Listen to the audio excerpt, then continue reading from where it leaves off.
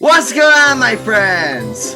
Welcome to episode 130 of the Getting Out podcast, where we talk everything New York, New Jersey, Philadelphia, national, and international sports.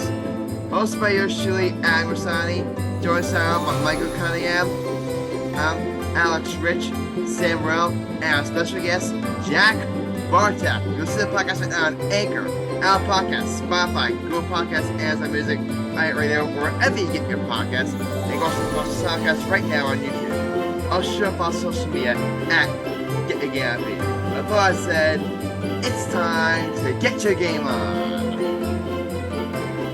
Yo, guys, we have a very special guest joining us today. A little throwback here. This guy was, I would say, running mate, but he was basically my running mate back during my time at Marcellus State University. He was when I hosted my radio show. He's by far my most common guest. Us there. He was the sports director there at WMSC. Did a lot of great work for the Rock Sports Network. Did a lot of work for Pixar Podcast, Paramount Plus, and now he's doing work at MSG. We're so happy to welcome to the show, Jack Barteck. Jack, welcome to the show. How you doing, buddy? Oh, first off, thank you very much for having me on. Thank you for the great introduction. I remember being on the show all the time when we were back at Montclair State together. And I don't think we've been on together since that last show. It's been long overdue. It's been long overdue. Wait, we were on one show together in 2020. I remember that one. Adam, right. Over a year, and you never invited Jack? I've actually invited him a couple of times. We just could never work it out. It's been long overdue, so I'm glad we've finally been able to get this set up, and I'm glad to get on here. I watch you guys all the time, so to be able to be part of it, I'm glad to. You watch our show? Yeah, and I listen. I hear a lot of stuff that goes on here from Adam texting me about some of the things. What do you hear? What do you He hear? knows about your bad takes. That's all I'm gonna say. That's all I'm gonna say about Michael Sam. He knows about all your bad takes. That's all I'm gonna say. He knows. What bad? That Kevin Durant is overrated? Oh man. Adam, you want to take that one? Kevin Durant, I'll say this right now. Kevin Durant is the most unguardable player in NBA history, not named Michael Jordan. What the fuck? This is why we don't. This is why Adam is not the basketball expert. Adam, you were straight to the game of basketball for saying that. Adam, don't get me wrong. Kevin Durant is definitely one of the best offensive players to ever touch a basketball. He is. But to say that he's the most unguardable player other than Michael Jordan, I have a question for you.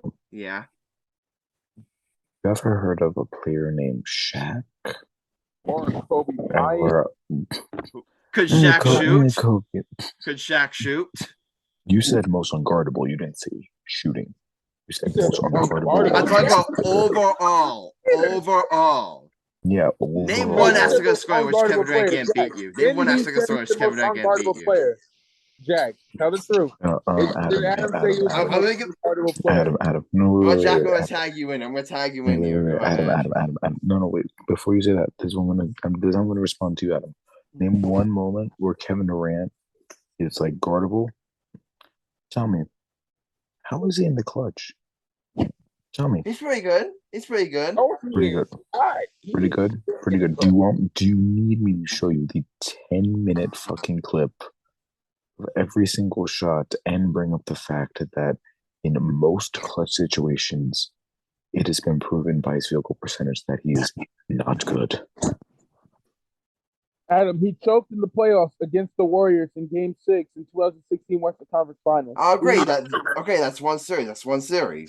So he played like shit the whole series. Yeah, that was one series.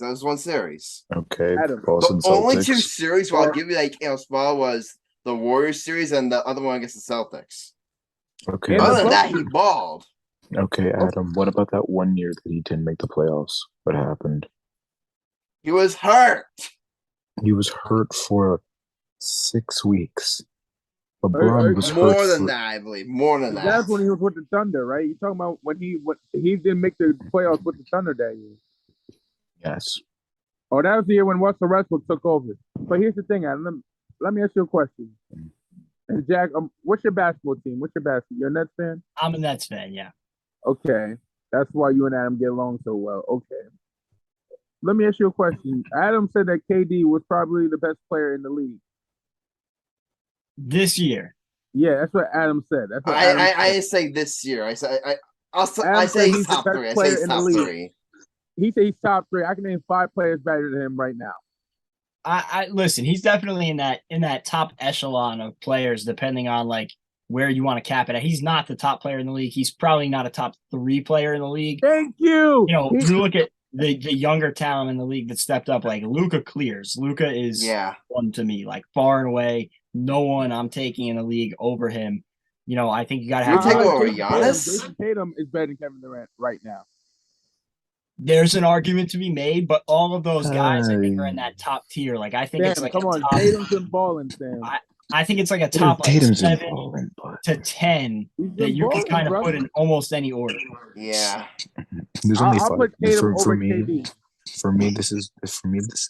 These are only 5 players I could put over Kevin Durant. Number 1 to me right now is Giannis. But that's just because I'll give you that one. Giannis is Giannis. Then there's Luka. Okay. And then, guys, John Morant has just been an absolute monster. I don't know about John Morant, at least not right now. Are you, Adam? Please tell me you're joking. John Morant is better than Kevin Durant. He's Not been right really now. good. I think it's a debate for sure. But he's been really good. For me, it's a no-brainer just because. I don't know if For me, it's it's a no-brainer. For me, no, I'm saying for me, Adam, it's a no-brainer just because look what John Morant's been doing with his team, like from the start, and now look what he's doing this year, at least for the first like 4 or 5 games. Like think about it, for the first 4 or 5 games, John Morant was averaging over 30, and people were making legit debates like, okay, he probably should win MVP this year. Or he's going to win MVP this year. Like Kevin Durant has not gotten that same hype, nor is he probably going to get that same hype this entire season. Like, don't get me wrong, Kevin Durant to me is a top 5 player, and I'd probably put him number 6. I made this argument even as a hot take that was blasphemous that ESPN had Jason Tatum over Kevin Durant, at least in my opinion, because Kevin Durant is just a better overall player than Jason Tatum. Sure, Jason Tatum can score, but he can't pass or rebound or play defense like Kevin Durant. Even though Kevin Durant's not a known defender, he can at least defend and show up in some moments. He's a well above average defender. It's like Jason Tatum isn't, but like there's just, but like for example, like even someone like, and this one might give me some flag, but I have him in the top 5, Steph Curry. He's been showing out this year, and if it wasn't for him, Golden State would probably They'd be a lottery team. They would be a lottery team. Like, let's be real. It's just like Steph Curry is so valuable, and he brings so much value to a team. You can't have him outside the top 5. Like, even if his stats are like 25, 6, and 5, the value he brings to a team is just so overpowering. And that's what I mean by top 5 player as well. I don't mean just in terms of how good your skills are, how good of a name you are, how good of a player you are. I also look at value, because value to me is like leadership, or value to me is how much do you bring to your team? Like the skill set you bring to your team, how much does it make your team elevate? It's just things like that you get really technical in also determine top 5. So that's why I don't have Kevin Durant in the top 5, but I have him number 6. Okay, fair enough. Here's what I got something to say about Kevin Durant. Jack, all right, go really quickly, then we gotta get to Jack's Mets, all right? Because that's why you brought him up here. We're wasting all this time talking about Kevin Durant as usual. But go ahead, Michael. Jack, we like to flip the switch. You know, we don't go by our script. And my question is going to lead into a Mets question. I got you. last Nets question, first Nets question. KD. Adam has said many a times that KD was better than Kobe. I never say he was better than Kobe. Yes, you did on this show. I never say he was better than Kobe. Never. He was a better overall scorer than Kobe. All right, score. Yeah, I said that. Which Yeah, I was said that. extremely blasphemous, by the way. I would say that KD has like a comparable skill set. Like I think KD is the better rebounder. Kobe is the better defender. Kobe had a deeper bag of tricks in terms of like mid range getting to the basket, but KD was a better shooter, especially from 3-point range. So that scoring wise, you can maybe say it's a little bit of an edge. KD is more of a rebounder, Kobe more of a defender, but Kobe had the far greater career. Yeah, without a doubt. So if you're talking about like greatest of all time list, Kobe clears KD because I said of his. I said KD was a better scorer, but in terms of overall, I'm taking Kobe over KD. I'm not that stupid. I'm not that stupid. Jack agrees with me because Jack is at a more that actually knows basketball. The last thing I'll say about KD, the Nets were terrible to start the year, like almost unwatchable. And this was like before all the Kyrie stuff went down, when Steve Nash was coaching. I think everybody was expecting it to be a train wreck to start the year, and it was everything that people thought it would be. And then, Steve Nash goes. They bring in Jacques Vaughn, who has been terrific, by the way. And that was a spectacular move to keep him aboard. He was great when we had him coaching in the bubble. And now he's re-injected some life into this team. They're playing great defense since he took over, and they're a different team than the start of the year. If they can keep playing at this level and KD keeps playing at the level he's played at, I think he might shift himself towards the tail end of that MVP conversation, but there's a whole lot of ifs of them staying at this level. I would say Kevin Durant could be in the MVP conversation due to just like how well he's playing, like how like he's like really helped this team, like Nets team really turn a corner. The only problem is that in order for him to win MVP, he's got to beat out Luka, and that's not happening. Exactly. Yeah, unfortunately. But hey, I really do think, Jack, one last Nets point here. I really think that these games have just shown how much of a problem Steve Nash was. Yeah, and I said it from day one. And just watching him in year one, like there were clear mistakes that he just was not ready to be an NBA head coach. And maybe, he has to be an assistant for a while and he could take a head coaching job. Like Jason Kidd has been a really good head coach since he left the Nets, where he was a disaster in his first head coaching stint. He did all right. He took him to the playoffs, though. Yeah. There was just situations where like I didn't think he felt the flow of the game, whether it was, the other team goes on a 5 or 7-0 run and you don't take a timeout in a clear timeout situation down the stretch, or like, there's a situation you need a rebound. Nick Claxton has 5 fouls and you don't put him back in the game with 3 minutes left, and then the game runs on for another minute and 40 seconds before the next break, that you just went out without your best rebounder on the court. He was playing DeAndre Jordan over Nick Claxton in clear situations where Claxton was better. I just didn't think he had a very good feel for what they needed at certain parts of the game, and it cost them a bunch of games. I agree. Let me ask you a question about the Mets. Jack, let me ask you a question about the Mets. Can I stop the Mets? This is my guess. Let me take the floor. Then you. I promise you have the next question. I promise you have the next question. I'm going next. I'm going the Mets rotation. What do you think about the Mets pitching rotation? As it stands, listen, there's questions about it, no doubt. Can Verlander stay healthy the whole year? I mean, the guy has made more 25 start seasons than almost anybody in baseball in this generation. Scherzer, can he stay healthy after the oblique injuries last year? You saw the toll that took on him in the playoffs. What is Senga going to be? He has that extreme upside, and it seems like his stuff is going to play at the MLB level, but you got to see it first. But overall, I feel like on paper, the upside of this rotation has to give them potentially the best rotation in baseball. Definitely, I think I have to agree with you. But obviously, we opened it on the show, Jack. We're opening the show with obviously the NBA offseason. We'll get to my Yankees later on the show because I want to ask you some questions about them. But we got to open the show with the Mets. You just mentioned they signed Singala to a 5 years, $75 million deal. They bring back Brandon Nimmo. They sign David Ross to really help bolster that bullpen. And on top of that, you already brought back you guys have already signed just runner. So Jack, I'm gonna give you the floor here. Break down this Mets offseason for us. Yeah, so before I even analyze the baseball part of it, let me just say what it signals to Met fans. I was talking to my friend the other day and I said, I remember not 3 years ago when Brody Van Magden was, touting Rick Porcello, Michael Wacha, and Jake Marisnick as this huge offseason, signing Jed Lowry and saying, come and get us. And I had Stockholm syndrome. I actually believed that those were good off seasons and we were going to win games. And now to see Steve Cohen has come in and in his 3 years as owner of this team, they've traded for Francisco Lindor and gave him a mega extension. They've signed Max Scherzer, the best pitcher on the market. And then they went out and they've done what they've done this offseason, bringing in Verlander and everything else that followed it.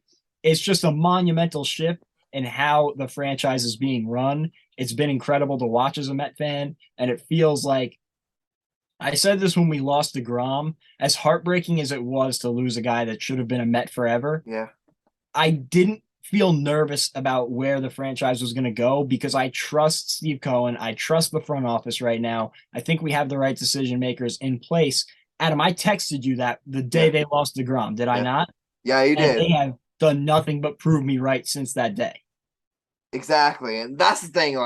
Yeah, it sucks to lose DeGrom, but yeah, did I not text that he clearly didn't want to be here? Yeah. He clearly did not want to be here. He got $185 million, if I'm not mistaken. For $187 million, they've brought in Verlander, Kodak Senga, and Jose Quintana.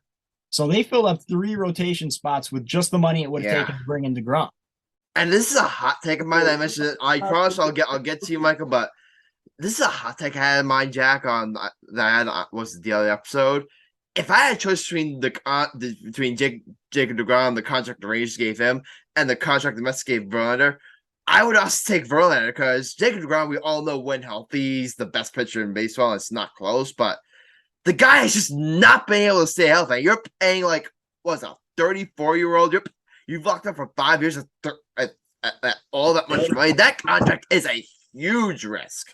Yeah. And on top of the fact that he didn't want to be here, I do not blame the Mets at all for not giving that money to him. And Verlander's was 2 years, I believe, right? 2 years, yeah, 2 years. So it matches up with Scherzer's. And if God forbid everything goes wrong with those guys and the injuries and age catch up to them, which by all accounts, they are 2 of the most abnormal pitchers in baseball in terms of taking care of their body and changing their game to adjust for age. So you hope that doesn't happen. But if it does, it's a short 2-year investment. And then you have almost no money on the books after 2024. So it's not like you are crippling this franchise, and it's what you needed to do to get rid of the stench of the old ownership, because all they would do is trade away the depth of their farm system to bring in pieces at the trade deadline or in the offseason. And it worked in the short term. You saw guys like Cespedes, of course, was spectacular. That was the number 1 move that they made in trading 2 lower level prospects to bring in a guy who brought you to the World Series. They did it with Marcus Stroman, trading a couple of prospects for a guy who was good here for a little bit, but that crippled your farm system. And you compare a team like the Mets to the Braves right now. The Braves are able to do what they've done because they built that farm system up and they've given extensions to guys before they hit free agency. It's incredibly smart, and they deserve a ton of credit for what they've done. And people are saying, the Mets are paying this, and this to match what the Braves has done. They didn't really have an option to if they wanted to compete. So I applaud the Braves for building things the way they've done it, but I applaud Steve Cohen for going out, spending his money, which is such a problem in baseball. And how about a middle finger to the league? They introduced the Steve Cohen tax, and he blows right by it in the first year it exists. It's a great thing for baseball, and I hope more owners follow suit. Sorry to interrupt you there, Jack. Our other co-host, Alex Rich, just joined us right now. Alex, how you doing? Wearing the most tightest Eagle jersey possible, looking at. Speaking of tight, how about you? My Cowboys won today, bitch, so I'm happy as a clam, baby. All right. Before I give the floor to Michael here, I just want one more comment, Jack. I'm still waiting for the hot take sports review of the Wilpons. I'm still waiting on that. Oh gosh. The Wilpon days were terrible, man. Don't And answer any more questions of Adam because he's Go ahead, Michael. Go ahead, Michael. Yo, Adam took so damn long. He made me almost forget my question. Let the black man talk. Go ahead. Jack, did you ever play baseball in college or in high school?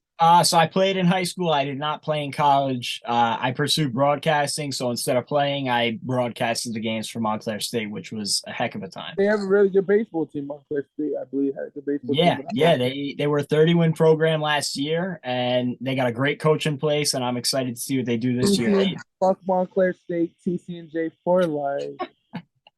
Hey, TCNJ got knocked off by Montclair in the playoffs. Exactly. Spectacular game. It's the rebuilding year. It's the rebuilding year.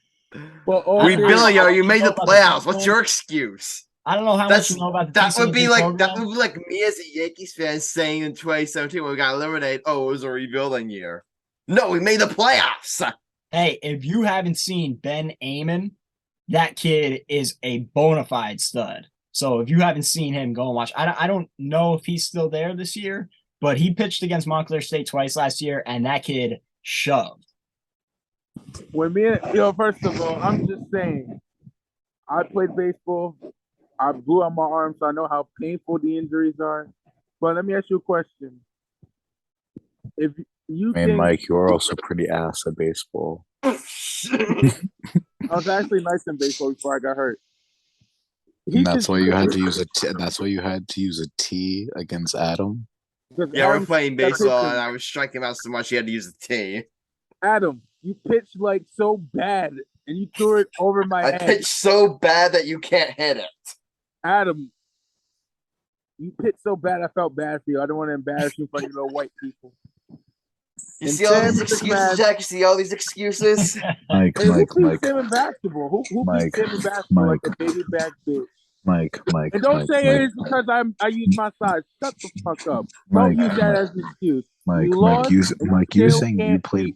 Mike, you trying to sound like you're a legend in baseball. It's like Adam saying that he's incredible in basketball. We both know that's a damn lie. Anyway, Michael, did you have a baseball or Mets question for Jack? Yeah, first question. What do you think about? I also have a Yankee question for you. Okay, go ahead. Do you think that Judge was going to sign with the Mets or he was going to sign with the Yankees when before free agency? Because I thought he was going to leave us for either the Mets or for San Francisco, where he's from. Yeah, so I mean, I read the reports before the offseason that the Mets weren't planning on pursuing Judge because the Mets and the Yankees have this like very rare good relationship right now. I think they made 2 trades in the past like 2 seasons since Steve Cohen took over. So I don't know if I would call it like an alliance, but they have a good relationship right now. And I think there was like the MLBPA actually looked into this. If there was like a handshake agreement or whatever you may say about, the Yankees don't pursue DeGrom and the Mets don't pursue Judge. How true that was, we'll never know. I never really thought the Mets were going to go get Judge. But I didn't really think he was going to come back to the Yankees, especially when the reports were coming out about the Giants and, supposedly had a great meeting with them. He was a Giants fan growing up. And then what I thought really sealed the fate was that Time interview where he said in 10 years he saw himself playing for the Giants, which is just a crazy thing to come out. Yeah. But then at the end of the day, like he goes back, he gives the Yankees a chance to match the Giants offer, doesn't even consider the Padres $400 million offer, which is insane. Yeah. He's a bigger man than me because I would have been chilling in San Diego right now for that money. But I think that shows how much he wanted to be a Yankee, how much he loves being a Yankee, wants to be in New York. And I think they should slap the C on him, as immediately soon as possible because he is. If Brian Cashin didn't sign him, me and Adam would have been the biggest San Francisco fans. And that was the thing that I was telling all my friends when the season ended. They had to bring back Judge, even if they had to overpay, whatever it may be. The Yankees couldn't be outbid on a player like Aaron Judge. In the past couple of years, I feel like, Adam, I've talked to you about this. It's kind of gotten away from the Yankee way where it was like they would just go out and restock every season and you could count on the Yankees being a force, although they've been good. Yeah. And like, I feel like it would have been such a weak move to let Judge walk after arguably the greatest season, at least in modern history, in baseball history. So I give them credit for going out, spending that money, and dealing with the contract later on. If it turns into an albatross, they'll find a way to unload it. They're the Yankees, and teams do it every day. Yeah. And the big thing, Jack, and this is my big point of why, is like 9 years, $360 million like an overpay, debatably, but here's my big thing, Jack, and here's why I had no problem with the contract whatsoever. What was your plan B? Yeah, there was none. So you were going to go Brandon Nimmo? Yeah, maybe Brandon Nimmo, who I love Nimmo, but he couldn't possibly replace what Judge brought you. He's a totally different player. You lose so much power in that lineup, and that power is really what propelled you guys to where you got last year. You could have brought in, I don't know, I guess maybe Conforto, bring back Benintendi, and you wouldn't have had a terrible outfield, but it's like, where would the game-changing player have been in that lineup? Anthony Rizzo? Gleyber Torres, you would have been in a really bad place. Exactly. Yeah, exactly. I'll continue with the Yankees point. Then Alex, you can go ahead and ask whatever question you've got. But yeah, obviously they brought back. Words, brother. Don't be texting it. If you got a question, I'll give Alex the floor in due time. But Jack, I want to continue on about the Yankees. Obviously, I'm thrilled they brought back Judge. I'm thrilled that they brought back Judge. It had to be done great, but at the end of the day, that's only one move. Judge Stress, he said best on his podcast, with bring back Judge, Yankees held serve. Now you need to go out and actually improve the team, There's a lot of rumors that they're gonna be in our Carlos Rondon. Michael K actually said that there's actually something bigger than Rondon potentially in the works. I don't know what that means. Maybe that could mean Brian Reynolds. Maybe I would love Ohtani, but I don't think that's happening. Remember how Michael K said that they were going to get Ohtani in the future? Yeah, we're at the fun fact, Jack. Me, Sam, and Michael, we were at the Michael K show 20th anniversary, and Michael K actually had both chickens saying that Ohtani would be a Yankee or a Met. Yeah, it wouldn't surprise me at all. And I'll start out first by addressing the Ohtani thing, and then I'll get to your Yankee point. I think that you can bookmark this right now. I don't think Ohtani survives the season with the Angels. I think that they don't trade him in the offseason because they're going to try and compete again, as they've done the past couple of years, but they just don't have a stable front office, and it's a disaster. It's a joke, the fact that they have the two most transcendent talents in all of baseball in Trout and Ohtani, and they can't even make the playoffs. It's a travesty. But I think that they're going to get to a breaking point this season where they don't have – I mean, they're in a division with the Astros, so you can't really see them winning that division. I think they're going to get to – Not to mention Seattle. Yeah, exactly. Seattle's not going anywhere. Seattle is young and on the come up, so I don't see them at least winning the division, if not being in the race for a wild card spot. And they're going to be staring down the offseason at the end of July and thinking about losing arguably the best talent in all of baseball when you consider the fact that he can pitch and hit at such a high level for nothing. And I think that they're going to have to come to terms with the fact that you'd be better off going out and getting a team's, 3 of their top 5 prospects or something like the Nationals did from the Padres and cutting their losses on that. And I think that the top 2 players have to be the Mets and Yankees at that point. Yeah, I definitely. I think the Angels are making a mistake by not trading them now. I mean, maybe I'm wrong. Exactly. They go out there and make the playoffs, but I think they're a mistake. Goes, what's Ohtani value going to be at the deadline compared to what it's going to be now? Yeah, it's not going to be as big. It's and you take the risk of him. God forbid he goes out and he gets hurt, or it's going to take another great season for him to reproduce what he did last year. Yeah. Why even take the chance? He had what was it, sub 3.5 ERA or something like that, and I think it was 2.5. I think. Yeah, and was also one of the best hitters in baseball. Why take a chance that he's not going to replicate those numbers? Sell high. There's no reason to hold serve when they're not going to go out and give him the contract that he would get on the open market. So it's just ridiculous to me that they're trying to keep up this facade that they're going to keep him. No, they're not. Ohtani is not going to be an Angel in 2024. It's not happening. So trade him while he's at his highest value right now. He had 2.33 ERA last year. And that is, I mean, that's ridiculous. The guy is incredible, and any team in baseball should be jumping at the chance to go and trade for him. And then on your Yankee point, 100%, they need to make more moves. I think you saw it in the playoffs last year and in the second half even more so, I would say, that they just didn't have a complete enough roster. Bringing in Rodon would help that tremendously because when you could throw out a rotation of, Cole, Rodon, you would have Cortez in there, who was great last year. Montas, who was due for a bounce back after he struggled after the trade last year. I think that Severino went healthy. Yeah, exactly. So I'm intrigued to see what they do the rest of the offseason. If they could bring in Rodon and then go and get a bat like Reynolds, that would be a special way to end the offseason. Sign me up for that answer. If Rodon and Reynolds are Yankees by spring training, I give you my word. Quote me on this, Michael, Jack, Alex, and Sam. I won't say a bad word about Hal or Cashman for an entire year. Wow, I definitely will hold you to that. Adam, I will at least until the end of the season. At least until the end of the season, at least. You said if Cashman signs who? Signs Carlos Rodon and makes a trade for Brian Reynolds. First of all, Brian Cashman's the biggest idiot on the planet, so he won't do that. So, Adam, my hatred for Brian Cashman. I says for I don't give Cashman any credit for Judge returning because he was the one who leaked the contract off. He was the one that made Judge mad. He was the one that did all that. So Jack, I personally don't get. I give all the credit. If you want to give a one person credit, I would give all the credit to Hal Steinberg because he's the one. He called up Judge left. I said, "Do you want me a Yankee?" He said yes, and he got the deal done. I remember. I don't know if you heard the story.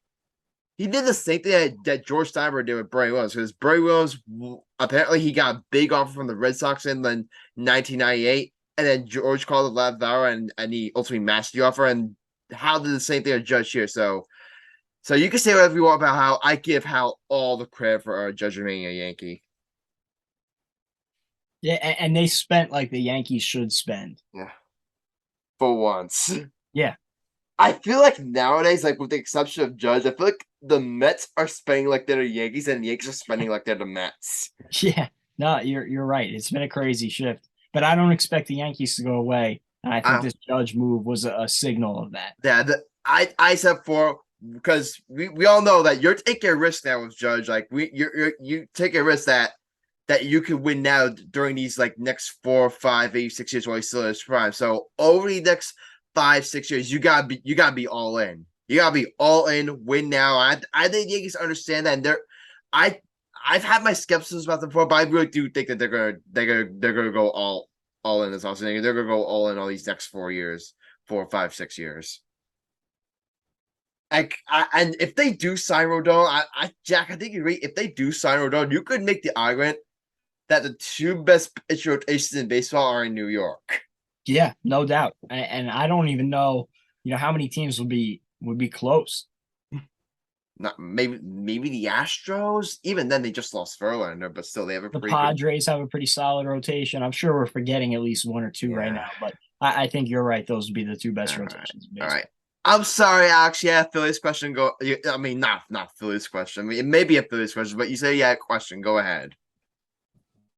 So I got 2 quick questions for you, Jack. My first question is, what do you think the outlook is since the Mets got rid of Taijuan Walker? And what do you think about the rotation now with the hole in that lineup? Yeah, so I mean, I hated losing Taijuan Walker. He was a great pitcher, and he had the best years of his career with us. He was also just a really good guy, did a lot in the Mets community and the New York community, so it's definitely tough to lose him. And he was a cool guy. I loved watching him pitch. He had this swagger to him that I feel like is hard to replicate, and especially to see him going to the Phillies, it sucked, truthfully. And, he's going to do good things there. It was a big deal, so I kind of understand why they didn't match it, considering how much other cap they're bringing on now. And they also replaced him with Jose Quintana, who had a really good year last year. I believe he started the year with the Pirates and then was traded to the Cardinals at the deadline, pitched really well for both of them. And if he's your number 4 starter, I think you're going to be in pretty good shape. They're counting on the guys that they brought in to replace, if not outproduce, the value that they got last year. Verlander is going to take DeGrom's place. You're going to have Scherzer in that 2 spot. Senga in the 3 spot will replace Bassett. And although I think, Bassett had that consistency and you kind of knew what you were going to get out of him, he was our most consistent pitcher all year last year. But Senga brings an upside that you just can't deny. And the fact that they got him, I think it was 5 for 75 years. It was a great contract. I was very happy with it. And you don't need him to be a number 1 pitcher. You only need him to be your number 3. But from everything you hear, he has number 1 type potential. Quintana in that 4 spot, I think, was a good move. And then you have Carrasco at the 5, who I hear they're shopping around for trades. I don't want them to do that, though. I like having the depth. I like the potential of a 6-man rotation with Peterson and McGill at the back end of it, especially when you have all the guys like Verlander and Scherzer and a guy like Senga making the transition to the MLB. I think that the depth that they have right now is great because it allows you the chance during the regular season to shave some innings off of those big name guys to keep them healthy for the playoffs. You're not going to ask the Phillies question, Alex? Weak. I said I got 2 questions, so my next question is a Phillies question. So with the addition of Taijuan Walker, what is your perspective on how the Phillies will manage his availability into the pitcher rotation? And do you think that the Phillies have the chance to go a long way next year? Yeah, so Adam, actually, that was one of the rotations we forgot because the Phillies rotation is going to be solid this year. Wheeler has been spectacular the past couple of years after leaving the Mets, which hurts me. Aaron Nola has been great for a couple of years now. Ranger Suarez had an awesome year last year, and now Walker is going to slide into that 3 or 4 spot. The one thing about Walker is that he goes through some rough spurts during the season. I think that for the past 2 years, that's been because his innings have gone up from where he was earlier in his career. So maybe a 3rd season of that amount of innings, or maybe the way the Phillies handle his innings is going to help out. That's a scary rotation. I think you saw it in the playoffs. Wheeler and Nola at the top of that rotation is almost as good as any 1-2 punch in baseball. And then Suarez was also really good, which helped you get by. You got by the Braves, which was insane to me, having seen you guys and the Braves all year. The Mets played the Phillies in September, August, and I think early September, and the Phillies did not look good. So the fact that they went on that run, it was incredible. And that's the special type of run, almost like the Mets went on in 2015. But the difference is in 2015, the Mets went into 2016. It kind of felt like resting on their laurels on a lineup and a roster that kind of overplayed at every position. Everybody exceeded expectations. And they just tried to run it back with the same group, and it didn't work. They went to the wild card game, got blanked by Madison Bumgarner and the Giants. And we haven't been back since until this year when we lost in the wild card. Of course, I don't want to talk about it rough, but the Phillies went out. They got Trey Turner. They got Taijuan Walker. They are reloading. They are getting better. And I give them all the credit in the world. That Harper contract is aging like fine wine. It looked crazy at the time. But the fact of the matter is, you give out these long contracts, and with the lower AAV, they look better in 5 to 6 years when all the superstars in baseball are being paid more. And now Bryce Harper is getting, $27 million a year? It's a steal. And he's playing well above that contract. So I said at the beginning of the year, last year, that the Phillies scared me. If they could get firing on all cylinders, they had a tough time doing that all season long, and they hit their stride at the perfect time in the playoffs, and you saw what they could be. So it's a matter of putting it together, but either way, I give them all the credit in the world for going out and spending and trying to take advantage of this window. And Jack, I was texting you this. I think I brought up last episode. I think next year we're gonna have a pretty much the same playoff format in the National League, because you look at the National League, look at all the moves the Mets have made, the moves the Phillies have made, the moves the Padres have made, and then I don't think the Dodgers and Braves are going anywhere. How's another team getting a wild card spot? Yeah. If you're the Giants or the Cardinals or Brewers, whoever loses out on the NL Central, how are you getting a wild card spot? Yeah, and it's crazy because there are some good teams in the NL. Like a team that I loved last year was the Diamondbacks. I thought that they had a really nice young team, and they're going to bring back a lot of that same roster from last year with a lot of improvement in some of their younger guys and some of those prospects coming up.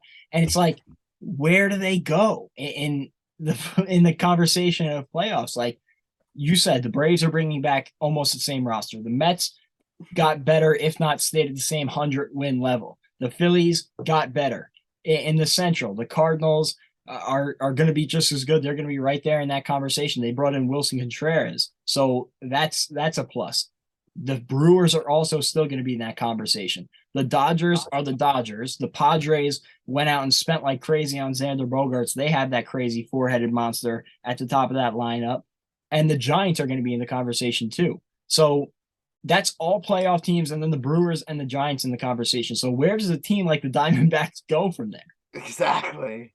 You feel bad for them. It's going to be crazy to watch. I think that the NL East this year is going to be a bloodbath. It might be one of the better division races we've ever seen between the Braves and the Phillies.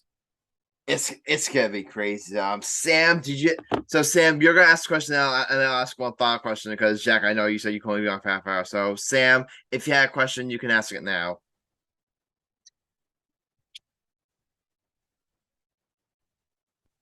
Sam, are you there?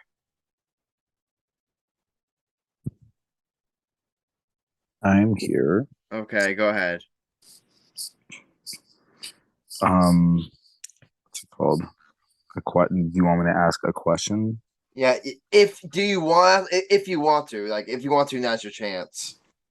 I mean, I don't really have any questions. I mean, I guess there is one question. There's two questions actually. First, how do you feel about Jacob deGrom's departure? And two, do you think that Aaron Judge signing with the Yankees was the move the Yankees needed to do?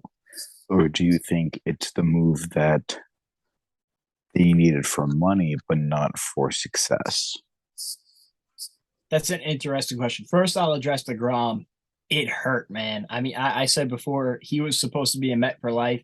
He's, maybe the greatest, at least the second greatest pitcher in Mets history, maybe behind Seaver. So to lose that definitely stings. And then also just being able to watch it. It's something that I've said about the Nets when they signed Kyrie and KD, even if they don't win a championship, just getting to watch those two guys cook every time I turn on the Nets it's incredible basketball. And if you love the game, it's such a great thing to be able to see that on a night-to-night basis instead of having to, wait for them to pop up on ESPN or whatever.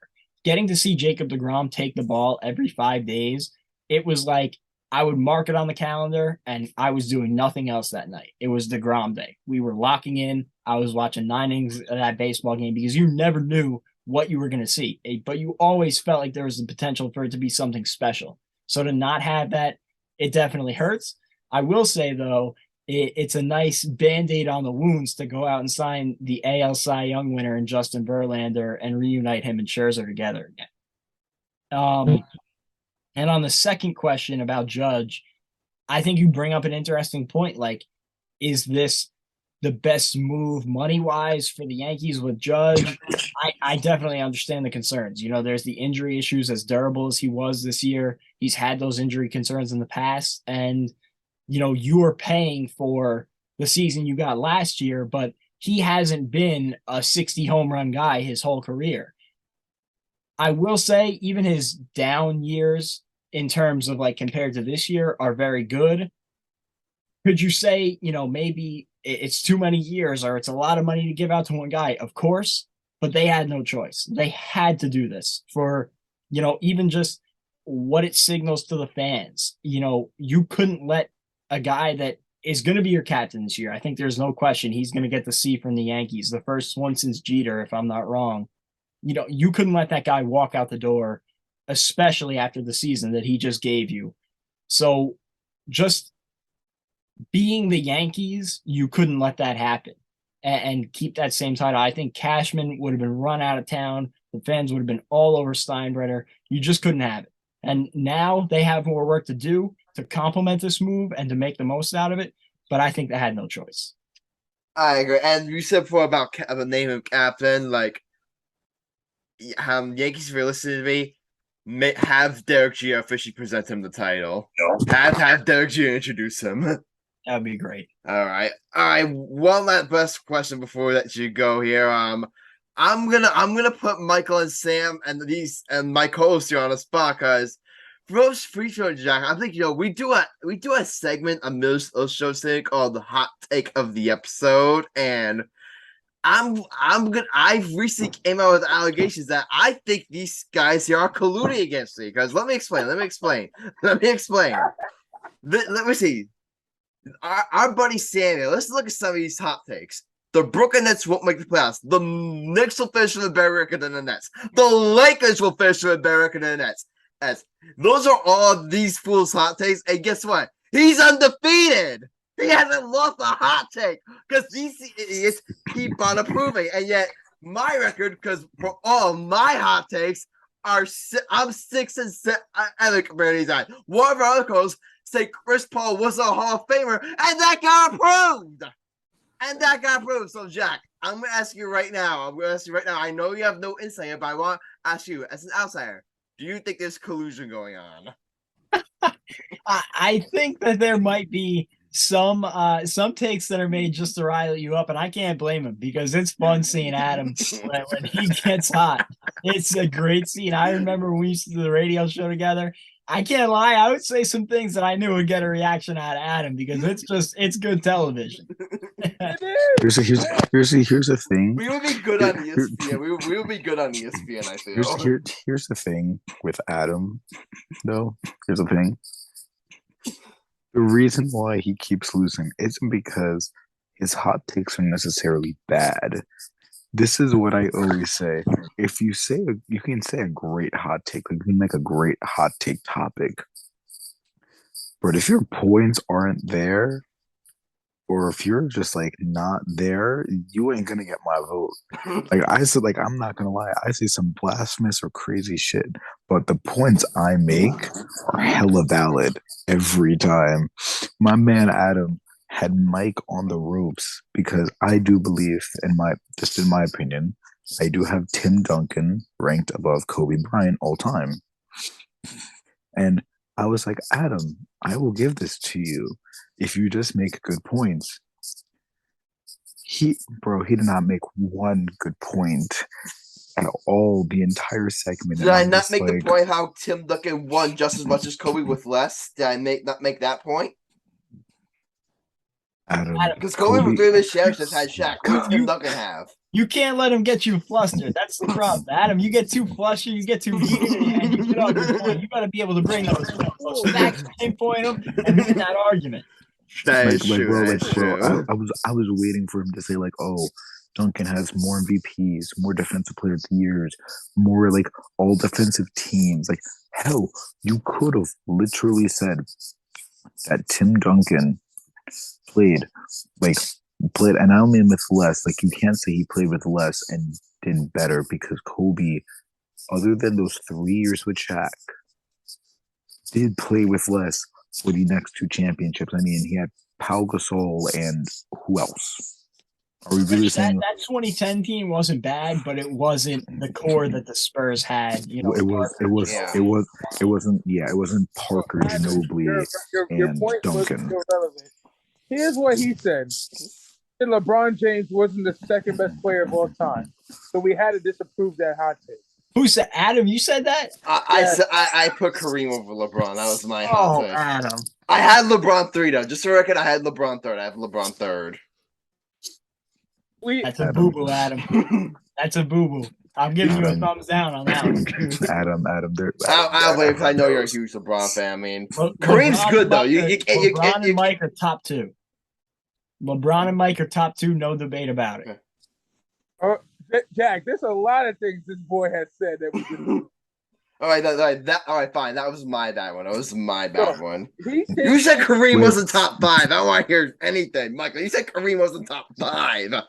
I feel Actually, like to be fair, Mike, I don't mean to put you on the spot like this, but you did say something blasphemous once on the line of, was it on the line of, oh yeah, Kobe Bryant being the second best player of all time behind Michael Jordan?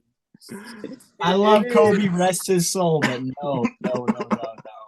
No, why hear my favorite? Here's my favorite here. You ready for this one, Jack?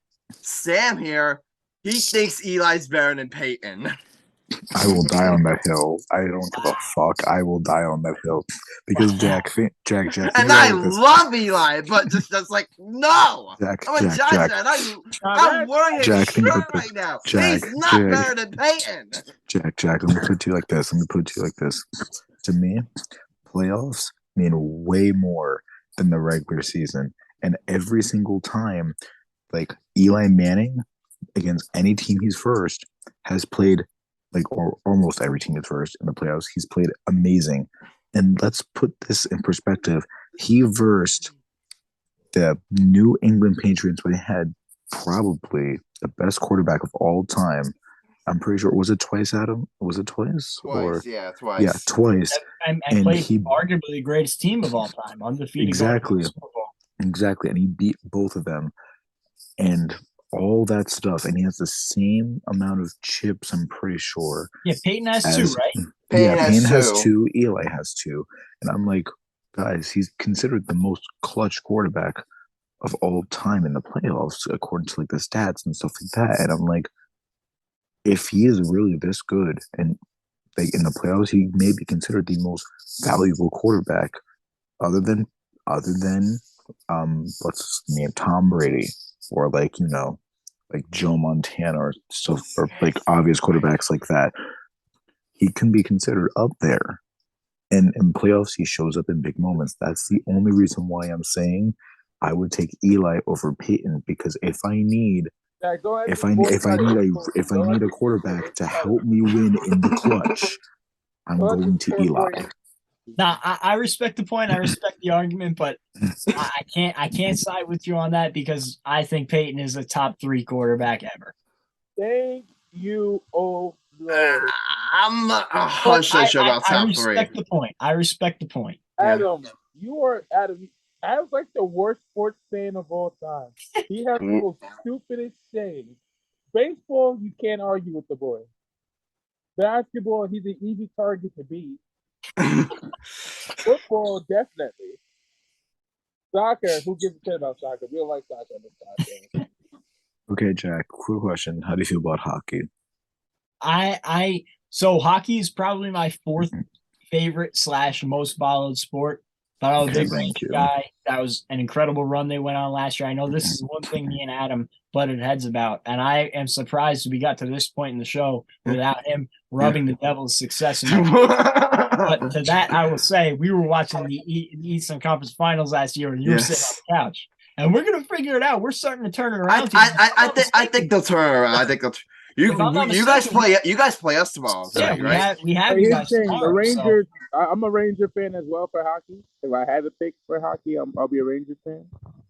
Because I like what they did. Every game 7 they played, they were not even the favorite to win the series. They played it. Oh, that was electric last year. Man, that game-winning goal against the Penguins. Yeah. Here's the thing. I don't watch hockey at all, but I chose the Rangers for 2 reasons.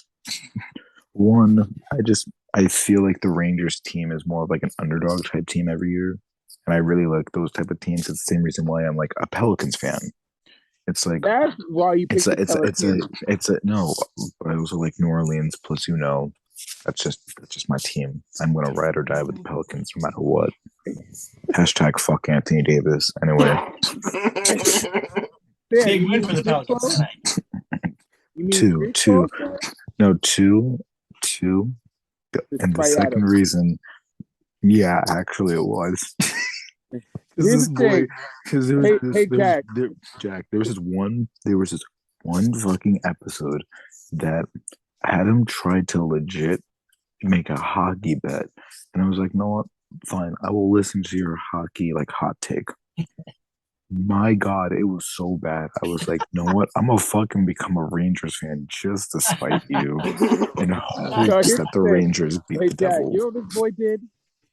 Here's the thing. Adam cheats when he does his hot takes. He thinks we cheat when we do our hot takes. So, Jack, I'm suspicious. All I'm gonna say is I'm suspicious. That's hey, all. Jack, do you want to be our We actually have a co-host? proven cheater on this podcast. Hey, Alex. Alex is Tell the us biggest cheater. one time we do a sports gambling segment, and he got help from a guy who works at a sports betting company. Hey, I called him out on it because he was jumping, getting wins out of nowhere because Alex sucks at bets. I've been his best friend for over 10 since college. And he kept winning. And I'm like, hold up, this ain't right. Alex, you got some help. Because you're terrible when it comes to betting teams. He is. well, I feel like I have to leave you with some hot takes now. All right. Here's how you're gonna leave us, Jack. Hot takes. Go ahead. The floor is yours. All right, so hey, Jack, we vote on hot takes. So all right, so I'll give you my first one, which I already told you this earlier in the show. Shohei Ohtani does not finish the year as an Angel next year. Continue. Okay, I like this hot take. Okay. I think he starts the year as an Angel because they think they're going to be able to make it work, but it's fool's gold. They don't have the roster around Trout and Ohtani. It's a shame. I would love to see those guys in the playoffs together, but they just don't know how to construct a roster or stay healthy. And they're, I said this before, they're going to be sitting towards the end of July and staring down a Shohei Ohtani in open free agency. They're not going to pay him what he's going to get paid on the open market. So they're going to have to cut their losses, and they're going to be okay. It's going to suck to lose that guy, but they're going to get a team's 3 of their top 5 or 10 prospects, and they'll be better for it in the long run because what they have right now is not working. They need to clean house, and Shohei is going to go at the trade deadline. All right, go ahead. My second hot take, this is one I didn't say yet, but it's kind of carrying over from last year. I think the Baltimore Orioles make the playoffs next year. I agree. I love the Orioles. They are cooking something over there. Gunnar Henderson came up. He was great to end the year last year. They have Adley, who was really, really good last year. And, he's been a highly touted prospect for a while. I think they got a solid young pitching rotation. They were a fun team to watch last year. It got to the point where it was like, obviously I'm a Met fan, but the Orioles kind of became like my AL team to root for. So I'm excited to see how they turn around that young talent. And you remember when the Orioles were good, when they had Buck Showalter, the Adam Jones teams, JJ Hardy. I hope, yeah. So I hope they get back to that level because they have such a rich history in Camden Yards. If you've never been, beautiful place to catch a baseball game. I would love to see playoff baseball back in Baltimore, and I think they do it this year. I'm a little surprised they haven't been more active this offseason. Hold up. I approve this hot take. So, Jack, you got to stay for our hot. I know you got to leave, but can you stay for our hot take version? Sure. You're going to stay for the hot take? I'll do it. Oh, Adam, my God. You have to go for the hot take. Alex, do you mind if you postpone your World Cup segment? Sure. Okay. Hey, Adam, you have to go since Jack's your guest. I think this is actually Alex's hot take. No, you have to go. I'll give you one last one, and this is a little bit of a homer take. All right, so go bear ahead. with me. The New York Jets make the AFC Championship and lose to the Chiefs. Whoa! Yes. I'm telling you, Adam.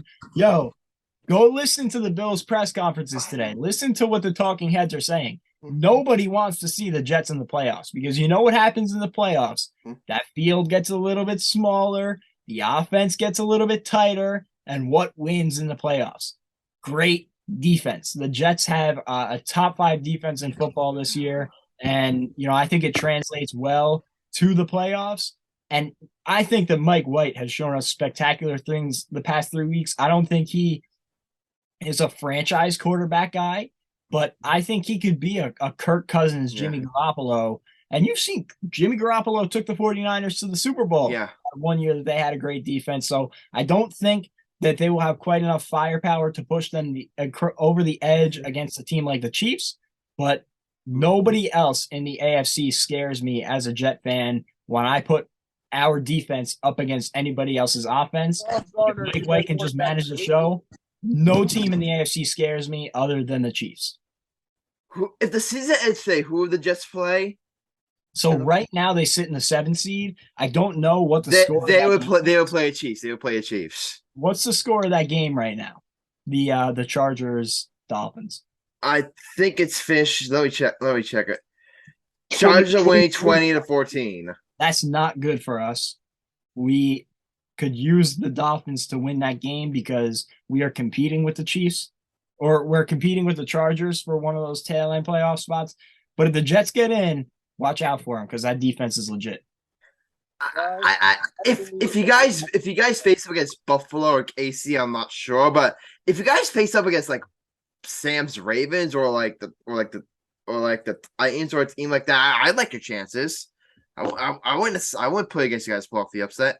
I mean, listen, we lost to the Bills today, but in that terrible weather, I think there were a couple of questionable calls, and Mike White got destroyed. I mean, he took like 3 or 4 hits that I don't even know how he kept playing. Plus, we lost Quinn Williams, and I think the second quarter, who was a game record defensively. We beat the Bills when we played them at home with Zach Wilson at quarterback. So I've seen the Jets hang with the Bills 2 times. Oh, and that's not even to mention Joe Flacco came in for 2 plays and he fumbled on one of them. And when we were driving with, I think, 6 minutes left inside the red zone, Michael Carter fumbles when we're driving. It kills the momentum. And, you can't afford mistakes like that against the Bills team. But we've shown we can play with the Bills, who I think are still, even though they've underperformed a little bit, the second best team in the AFC. Right. My second team, I love 2 teams. Cowboys and Jets. My 2 Those are 2 teams. And I always good year for you. I said this before. Sauce Gardner is one of the best cornerbacks in the league. No question He's a stud. No question about it. I mean, this draft class is generational for the Jets. They got 3 superstars in Breece Hall, Sauce Gardner, and Garrett Wilson. Those guys are going to be dominating this league for a while. And Jermaine Johnson, who in a limited amount of snaps per game has been really, really good. So, and Max Mitchell started for some of the year. He was really good at right tackle, although he's dealing with some blood clots now. So prayers up to him. Hopefully he can get back healthy. But this was a really special draft class. All right. All right. You guys ready for my hot take now? Because I finally thought of one. Adam, I gotta give you a pun. What? Doing the hot take is like Eli Manning not getting tackled against the Patriots in the Super Bowl. Adam, take it away. Okay, thank you, Michael. Thank you, Michael. So, guys, here is my hot take. I'm going to disappoint you guys. It is not a Nets hot take or a basketball hot take. Oh, come on, man. I'll give you guys a sense though. It's not a hockey hot take either. Oh, thank God. Okay, here's my hot take. Here's my hot take. Now he's signed up long term, excluding Derek Jeter. Aaron Judge will go, by the time his career is done, will go down as the greatest Yankee since Mickey Mantle. Wow, that's a hot take, brother. Woo. Okay. I'm making clear, excluding Derek Jeter. And if you want, you could throw Mariano Rivera in there as well. If you want, you could throw Mariano Rivera in there as well. So when I grade this, when I give you a thumbs up or thumbs down, am I giving you a thumbs up on if I agree with you or if I like the hot take? Both. You agree. A combination of how much you agree and how much you like my points. Because let me start looking at my let me start my points. I mean, you look at Aaron Judge's resume, like right now with the Yankees. The only thing he's missing right now is World Series. Let's look at his resume. He just had, I think, you and Jack, like the greatest non-Barry Bonds season like we've seen a player have like since like what, like Roger Maris. Is like I don't even know. Even I would say Judge season was better than Roger Maris because he almost won the batting title. Like he had like one of the great seasons of all time. You combine that with his rookie season where he should have won the MVP, instead it went to someone who probably looking back on now that those things have come out. didn't really deserve it. That's all I'm gonna say. So he really should have 2 MVPs. He really should have 2 MVPs. Right now, I look at like the way he's just become such a face of You look at the way he's just become such a face of the franchise. Repping them like he's really like he's everything you want. And Kevin, Jack, you mentioned before, he is going to be like he's gonna be the next Yankee captain. I guarantee they may announce it during the press conference That would be great. At the list during spring training. They would announce that at the press conference, and literally stuff. I'm bringing up the stat right now. You guys, all the analyst guys, they love the stat war. They love using the stat war. Right now, this is B war right now among all time Yankees. He's currently right now 24th at 37. So let's say he has like, and that's he's played 6 years so far. So let's say he has 6 more years of his prime.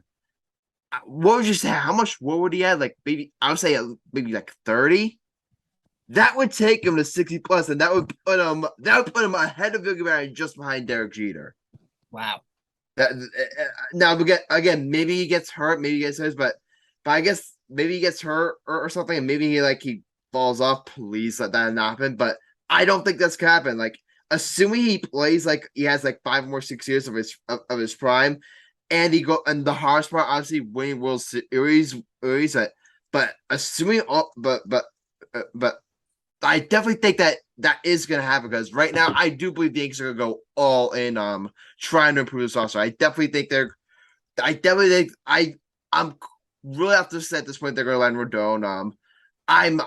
I get a feeling they're going to make a big trade for an outfielder like me, Brian Reynolds. If not, they're going to make another big move. I really think they're going to go on. They're really going to improve this roster, and also once Volpe comes up here or maybe Peraza, like they're going to fill. Hopefully they become such a shortstop. You're really gonna have a much better roster, and Aaron Judge is gonna have multiple chances to win at least one World Series. And you combine it with all the regular season success he's had, and the plus of how much he means to the franchise. That's why I think excluding Derek Jeter, I think he will be up there among the Yankee greats.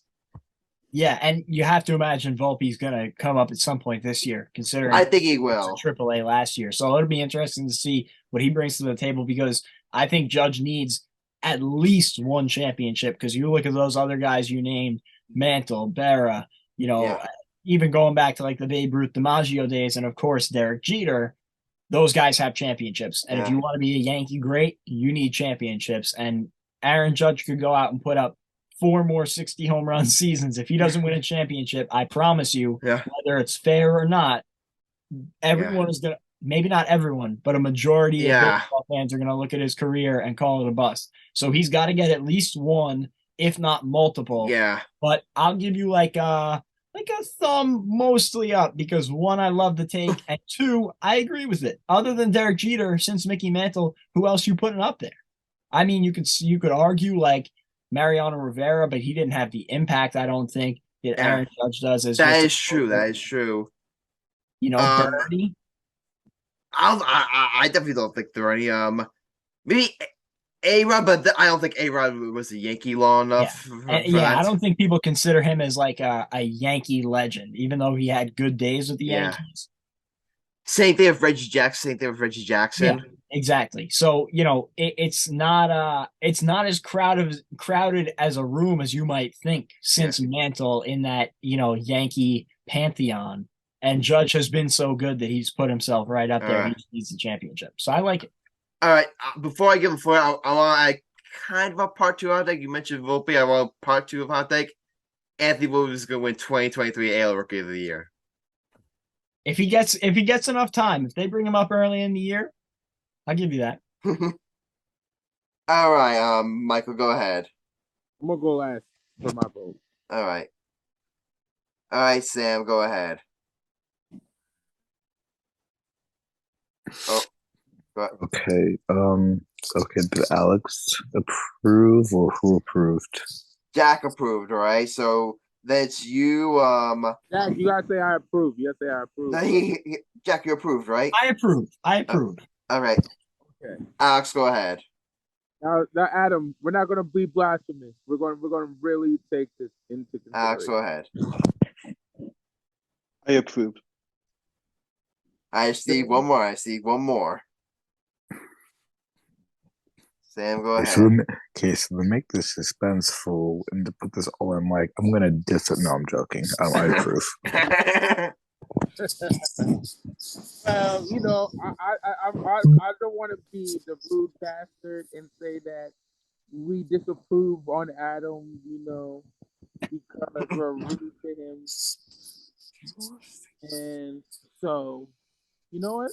I'm gonna approve because you made really good, valid points. And I believe that he'll be the next Yankee captain I could agree with. But I also thought you went a little bit of a stretch there to say he'll be the greatest Yankee. I said a great statistic about excluding Derek Jeter. So Derek Jeter's the only exception. You gotta say Babe Ruth, but that's why. Yeah, there's Babe Ruth. There's also what's his name, Ted. Ted. He didn't play for the Yankees, brother. Ted Williams didn't play for the Yankees. No, who's the pitcher for the Yankees back then? Whitey Ford. Yes, Whitey Ford. That's his name. It sounds so racist. You named your kid Whitey Ford. Like, what's up, Whitey? Wait. Adam has 4 approvals. So, like, a unanimous approval? Unanimous, yes, unanimous. Okay, so wait. So then I'm gonna do a disapprove so that he still gets it, but it's not unanimous. Yes, you guys are not helping your case for collusion versus no collusion. I'll tell you that much. You see, Jack. They're telling on themselves. When I put this in front of a judge, I'm going to show this. That's not going to help your case. To be fair, I did make sure at first it was at least approved because I do believe it should be approved. So I did make sure it was passed first before I just did what I did. All right, so disapprove. I'm not gonna lie, I respect it too. Would have had to vote first.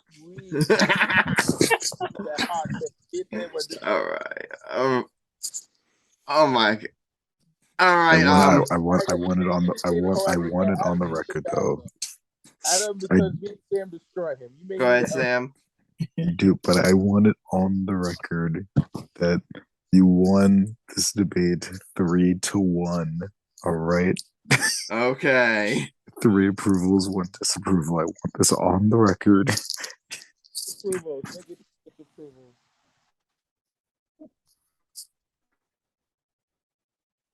All right.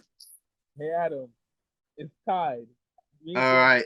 Before we get to football, Alex, you want to do something on the World Cup? You want to do your World Cup segment? Yeah, you may need to stay for the whole show. Adam needs backup because he really doesn't know what he's talking about. I'll wait until the games are over on Tuesday. Okay. All right, Jack needs to hop off now. All right. But Jack, we thank you so much for coming on. Like, I told you for why I first announced I was doing this podcast. Like when we thought as you guys, you were right up near during the top of the list. It's funny. I've had a bunch of guys like from across the the list keeps going. I've had Benjamin on. Like you remember Ben, right? Gosh, yeah. I've had Ben on. I've had Javier on. I've had Anthony on. You remember Anthony from I still talk to Ant all the time. Yeah. So now you join the list. So the list just keeps on. It was long overdue, so I'm glad I got to do it. It was great talking to you guys. This was a blast, and hopefully I can get it on again soon. Definitely. You're welcome back anytime. Before we let you go, just let us know else where our listeners can find you. I'm on Twitter at Jack Barteck, literally just my name, and then I guess on Instagram too at Jack Barteck _. I got my Instagram hacked. This is the most annoying thing. Make sure you got your 2-factor authentication on. That was a terrible experience to go through. Yeah, that's rough. I've had my Facebook. I think my Facebook got hacked once too. But thank you guys for having me. All right. But Jack, you're so much going. You're welcome anytime. Don't be a stranger. We do have a spot open if you're interested in becoming a coach. Just want to let you know. I appreciate you guys. I'll definitely be in touch. Just send your application. And we'll definitely consider it. All right. Take care, buddy. Jack, one more thing. What happened? One more thing before you hang up. Let's hear it. What? we do a betting segment on the show. Okay. What will be your bet? This will be Marcellus' bet. This bet will go for Marcellus, who's a Mets fan, by the way. So you gotta make this one good. What bet will you put from to any sport? It could be anything. It could be anything. Wow, I can As do. long as it's in the try to make it in the foreseeable future. Make it in the foreseeable future. So, for example, don't bet the Super Bowl, like or something like that. Just have it be in the foreseeable future. Okay. Wow. Oh, you caught me off guard here. Can I do college football playoff? Yes, you can. Sure, why not? I'm gonna take, and this is crazy here, but for the money, I'm gonna take Ohio State. You're gonna take Ohio State to win a championship? Yeah. Big underdogs, but I feel like I'm gonna get some good odds there. They're gonna have to take down Georgia in that first game, which is gonna be an uphill battle. But if they get past Georgia, I take them over TCU or Michigan in the rematch. Okay, first of all, I'm a Bulldogs fan. Go Dogs, go! Not happening.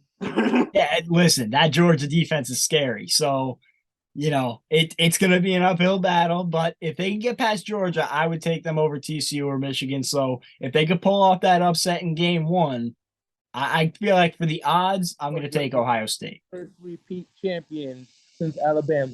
Let's go. Okay.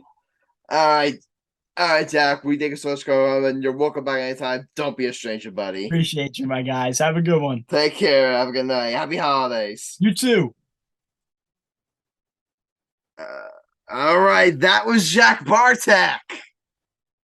Yo, guys, I think I can say right now. I think top 3 guests all time. You guys would say. Who are our top 3 guests we have besides Jack? Our friend Alan. Yeah, your friend Alan was up there. We've just had so many good ones. I realize Sam and Marcellus never brought a guest for the show. Yeah, because who's Sam gonna have on? His brother? He's not gonna. No, that's not. That's never happened. Well, at least not the Sox one. That's not for. I mean, Brian a couple of days ago was really good. Ryan Garcia was really good. We've had a lot of great guests there, but still, I would say Jack's up there. Brian, we had a guest last episode? No, the other episode. Because I was sick for an episode, so. No, remember 124? Yeah. When we had Brian on then? Oh, yeah. Yeah. We've had some pretty good ones. All right, Alex. You could go ahead now. You could do your World Cup segment. We're going to fall asleep now.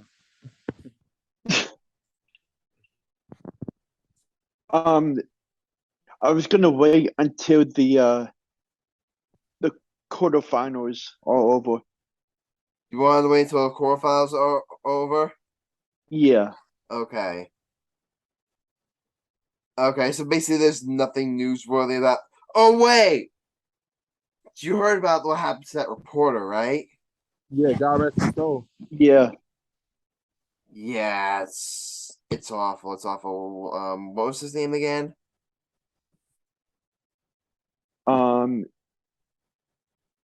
I forget who it was, but it was awful. Yeah, apparently, Grant Wall. Yeah, Grant Wall died while covering the World Cup. Apparently, the United States is probably is investigating, which definitely because apparently he just died while covering, just randomly while covering the game. I definitely think there's something fishy there. How about you compare with all the controversy and all the stuff that's going on, like involving human rights during the World Cup? I definitely think there's something fishy there. Yeah, they probably killed him. Yeah, right. Yeah, but they definitely maybe it was just a coincidence, but it just seems like this can't. It's just one of those things, guys, where it just seems like it can't be a coincidence, and they definitely need to investigate this. All right, there's nothing else you wanted to talk about regarding the World Cup, right, Alex? Actually, I made a mistake. It's the semifinals that start on Tuesday. Okay, who's it gonna be? So there was one If not, you game can preview the matchup. You can preview the matchup. Okay. All right, Sam, you So have to leave now. You have to leave now. so He just left. Tuesday. All right. So Tuesday at 2 p.m. it's Argentina against Croatia. That should be a fun matchup. I think Croatia is a pretty good team in this year's World Cup. And the second game of the semifinal is Morocco against France on Wednesday at 2 p.m.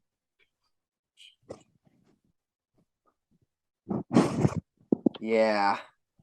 I mean, unfortunately, I haven't had a chance to catch much of the World Cup since USA got eliminated. When are the semifinals again? There is one game this Tuesday, and the other game is the next day, Wednesday. Okay, so yeah, semifinals. You got Argentina, Costa, France, and Morell. I mean, those are two interesting matchups. Definitely. But I really feel like, I don't know if you agree, but I feel like we've seen like the World Cup not get as much buzz since USA got eliminated. Yeah. Which is unfortunate. Because this has been, Adam. For some reason, Big Mike left. What? For some reason, Big Mike left? Yeah. He said got to go, so it's just the two of us now. Everyone left. Oh my god. All right. How about this? Finish your World Cup segment, and then since Jack kind of covered the Jets already, we could just talk Giants and Eagles. Okay. So there's not really much about the World Cup besides those two upcoming games. Yeah. Yeah, that definitely. But Ashley, thank you so much for your World Cup segment. You're definitely gonna be doing one on because they're definitely gonna be doing one talk about like one on our next episode. You're probably gonna be recapping the semifinals, then previewing the third place of finals matchup. So you know what this means, unfortunately? Guys, we only have two more segments left of Alex's World Cup storylines. It's sad, I know. Before the final on December 18th, there's a third place game. I mentioned that, right? I mentioned the third place game. Oh, okay. All right, I mentioned that. So yeah, Alex, great job on that. But unfortunately, Michael and Sam had to ditch us. So Adam, Big Mike is now on. Mike, you're here. Mike, are you here?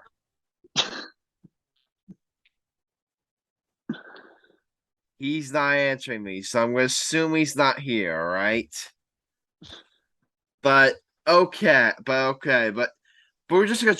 It's game. We're just strictly gonna talk to the Giants and Eagles game. I got a chance to watch some of this game. And I really feel like this show. I'll break stuff from a Giants perspective, and you can break it down from an Eagles perspective, Alex. This really showed how big the talent gap is between the Giants and the Eagles. Because this was a game where if the Giants were to potentially steal one from the Eagles, you figured like maybe not, because maybe I said for the game they could potentially steal would be the last game, because maybe the Eagles would have nothing to play for, but who knows about that? The Giants were at home, so you figured like, okay, maybe they can make it at least like maybe a 2-score game. No, what's the word I can use, Alex? Clobbered. They got clobbered. It wasn't even close. 48-3. The Eagles just, because the defense is supposed to be a team strength. That's supposed to be a team strength is the defense. They got Jalen Hurts made the Giants defense look like Swiss cheese. I mean, he was just throwing lobs. He threw that big lob to the Devontae Smith. He was just laying up all over the place, which credits to the Eagles. I think right now, I think Jalen Hurts has to be the front runner for MVP. I mean, he's just been amazing this year. But still, you look at its out gap. I mean, Daniel Jones. Like, I can't get on Daniel Jones too much because he didn't have a bad game, but and he's still doing a lot of weapons. So you know me, I have my concerns about Daniel Jones, and I'm not. I said I think it's far from a lock that he's starting quarterback. I think it's not a lock that he's starting quarterback next year. But this game, I can't really get him for. But Saquon Barkley, man, 9 carries for 28 yards, 3.1 yards a carry. Like, Saquon's supposed to be the MVP. Saquon Barkley is supposed to be the MVP of this team. And I'll tell you something.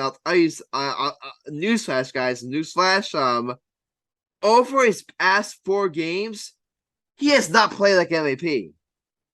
He has not played like the MVP. MVP. Like, in the game against Washington, 3.5 yards per carry. Same thing as Dallas. 1.5 against Detroit. And the loss against Seattle, 2.7. If Saquon Barkley isn't going to be consistently like getting you 4 yards to carry, if he's not going to be that dynamic threat from the running back position, I'll tell you something. This Giants team isn't going to win games. This Giants team isn't going to win games. I really feel like ever since that Seattle game, the blueprint against the Giants and how to beat them has been exposed. The blueprint, as it goes, stop the running game at all costs. Stop the running game. Make Daniel Jones beat you through the air. That's been the format. And Daniel Jones has not been able to beat him through the air. Now, in his defense, he's had basically no weapons to work with. I mean, really, his best receivers are Richie James and Darius Slayton. I mean, Darius Slayton's not a scrub. Richie James has never been productive this season, but it's like but it's like he has no receiver. He literally has no weapon. So that's in his defense. But still, you look at the Eagles, and I tweeted out. You see how big the talent gap is between the Giants and the best teams in the NFL. There's 2 reasons the Giants got this far. That was because of the play of the running back and coaching. Really coaching. Brian Dable is really the only reason like they're even like in the conversation right now to make the playoffs. All right. I mentioned on the Giants. Alex, go ahead and talk about the Eagles. Okay, so I'm really glad that the Eagles got the win today. This definitely shows that they are capable of winning the division now, and I think if Jalen Hurts has the performance he had against the Giants in 2 weeks at Dallas, I do think that he is the top-notch lock of the MVP race, and I think even if the Eagles lose that game, which I highly doubt they lose that game, but you never know because it's the Cowboys. But if they do lose that game, I still think Jalen Hurts has locked that MVP season because no matter if they lose one more game and be 12-2 after the Dallas game,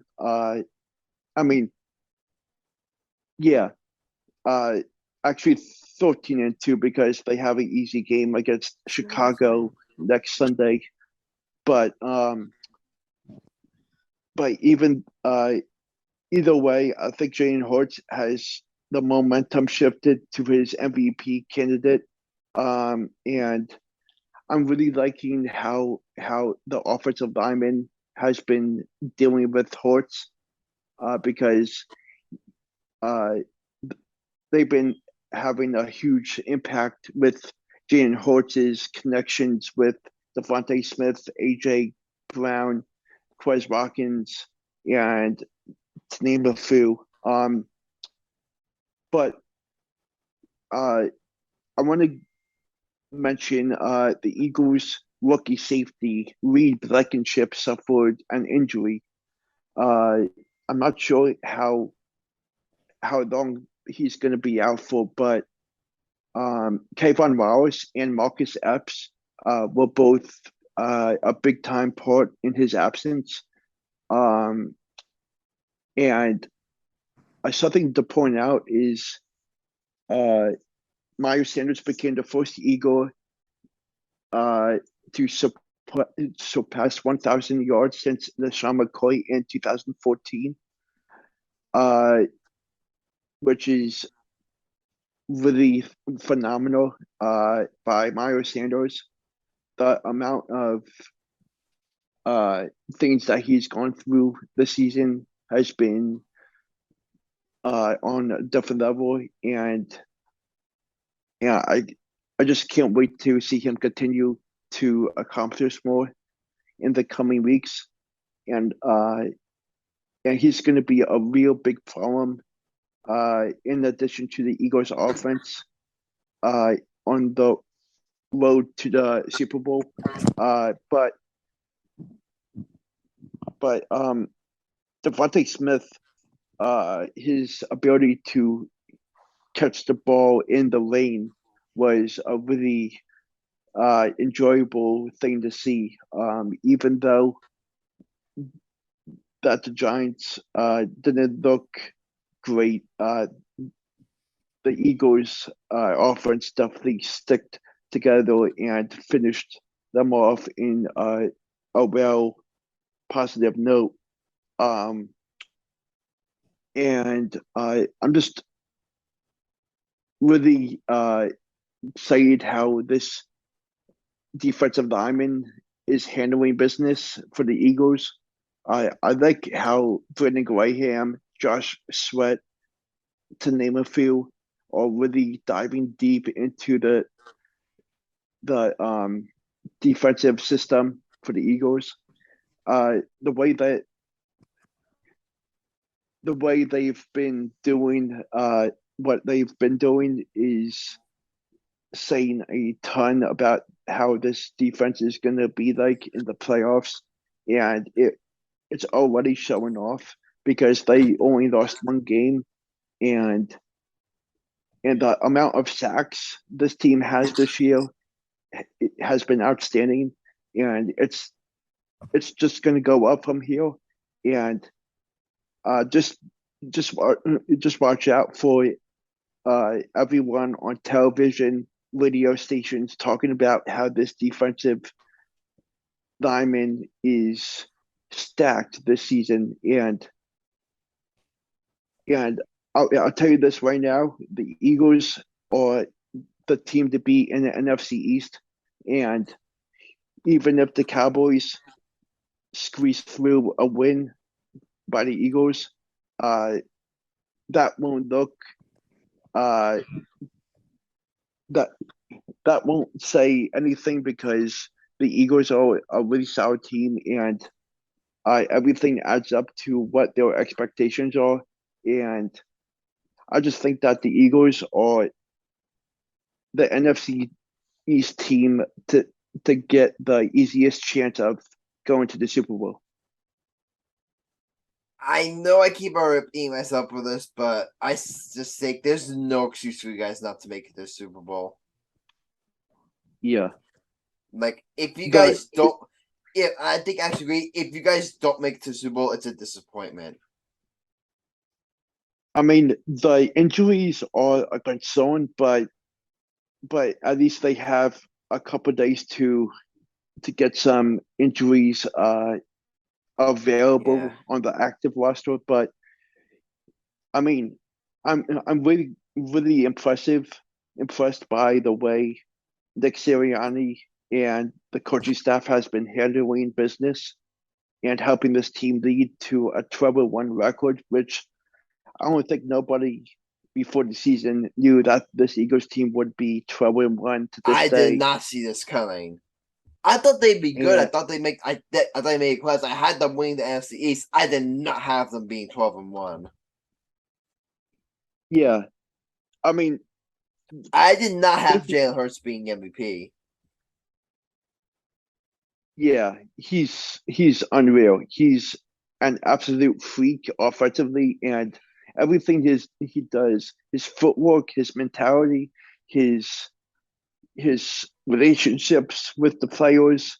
He's a leader. He's a leader at the first snap of the game to the last snap of the game, and just the way he plays is unreal. And I mean, he's just a fantastic quarterback that plays at a high level every single game, and all of that, those type of things that I mentioned, is his way to a Super Bowl appearance.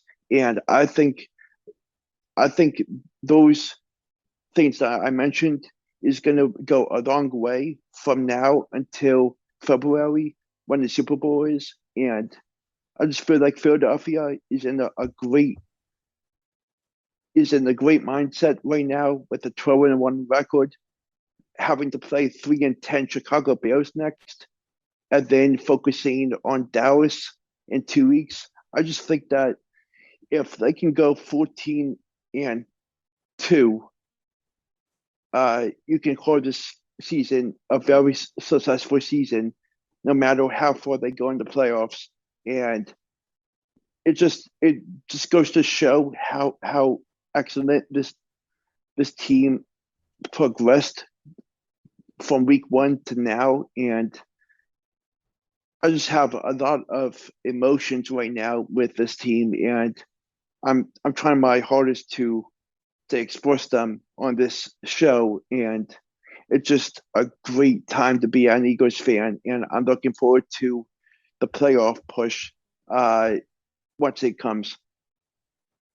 Yeah, now if you guys make it to Super Bowl and you lose to like the Chiefs or the Bills, then I think there's no shame in doing that, because like I'm not sure if you disagree. I say both the Bills and the Chiefs are overall better teams. Like honestly, the Eagles aren't good, but out of the Chiefs and Bills, but strictly because I think the Chiefs have better quarterback play, despite how Jalen Hurts has played, and B, like they both face a lot stiffer competition. Like I mean, really, the two wild card, all three wild cards are going to come from the NFC East. That shows you how bad the NFC is. Like that shows how bad. Like you literally have right now. It's just you guys. It's literally just you guys and maybe the Vikings. Like that's it. No other. Is there any other team that you really is like a threat, a significant threat? Maybe Minnesota. I mean, maybe Minnesota. I said maybe Minnesota. Maybe the 49ers. Even then, it's a huge maybe considering Jimmy Garoppolo's going to be out for the rest of the year.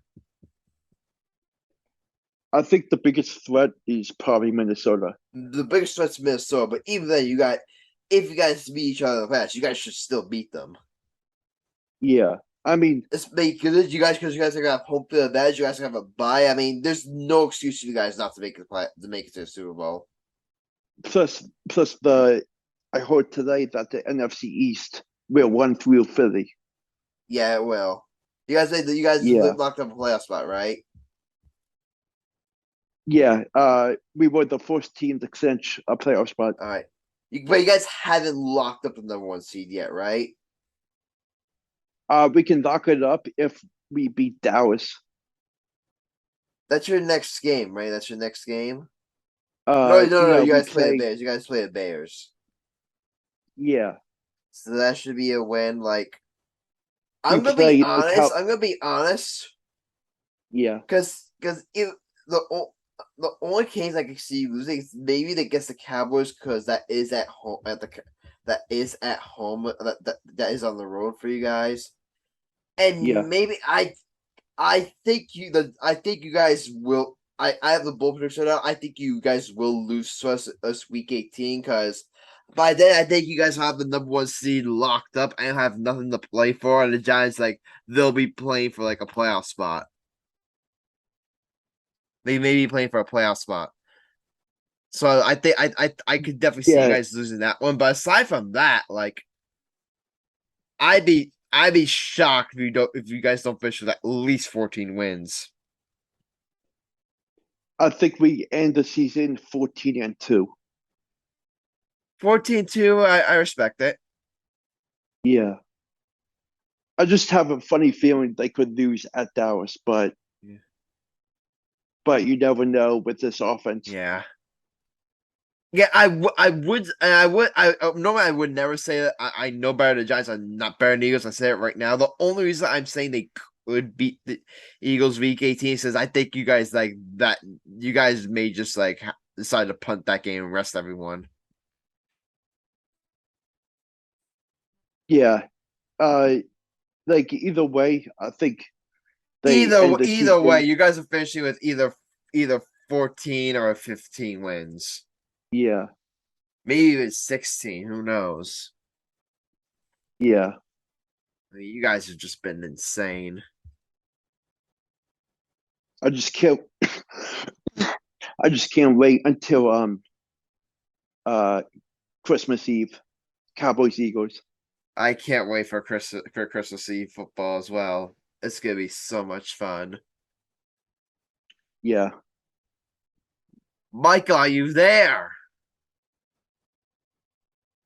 He says he's still on, but I know maybe he forgot to turn off his phone. Whatever, I don't know. There you are. There you are, Michael. Speak to us.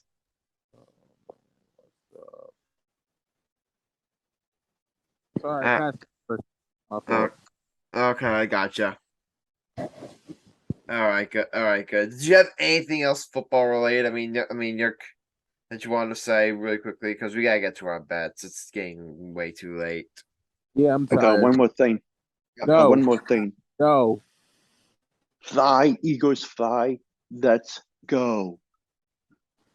You could have just said that next week, and that's a Carson Wentz jersey, so you fail miserably.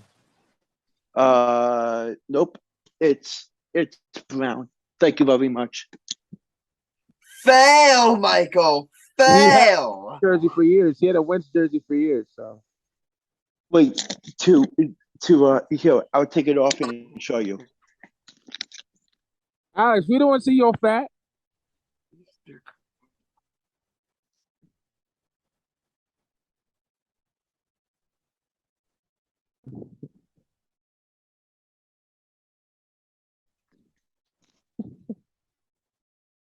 Wait, is John Barai next to you, Alex? They're like a conjoint at the hip. Alex, is John Barai next to you? No, he's in his room. Okay. Because we banned him from the show. To our viewers, you'll never see John Barai on our show again. Yeah, just long story short, guys. Long story short, our friend Michael and our friend John, they're not on speaking terms right now. That's all we're gonna say. I'm on speaking terms. He's just a piece of shit. Okay, we'll leave it at that. But guys, you know what time it is? It's time for our bets of the episode. To recap last episode. I think Sam's a coward. Wanna know why? Because he talked so much shit about my Nets. He talked so much shit about my Nets.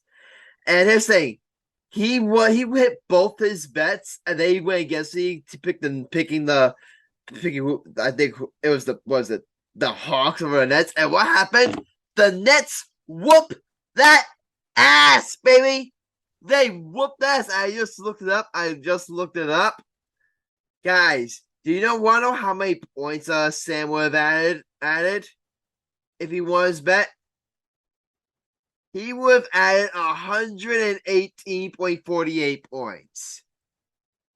But instead, he decided to be a dumbass and pick against Brooklyn. So, Sam, all I have to do is say, the more you F around, the more you're going to find out. He talked so much that he said, like, oh, when the Nets are winning, I'm not going to be saying scoreboard, or I'm still saying scoreboard. We're a fourth seed in the Eastern Conference. And we're 15-7 since we fired since like the first 6 games. Yeah, Sam, don't play at me, you coward. Don't play with me if you're listening to this. Don't play at me, you coward. But I won my bet. I had 15.45 points. Sam's coward ass. Sam's coward behind. Lost Pelicans over Suns. Bucks over Mavericks. He hit those two by picks against the Nets. He lost his. Actually lost yours. Illinois over Penn State. Arkansas over Oklahoma. Who over Alabama. Who won? Who lost that bet? I don't even care. You can mention to me later on.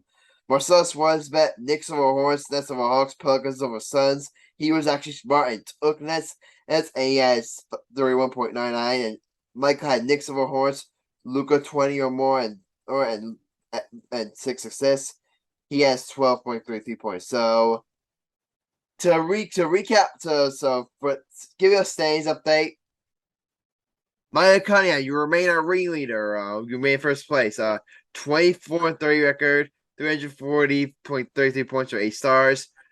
Marcellus now has second place all to themselves, 24-30 record, 297.11 points for 5 stars.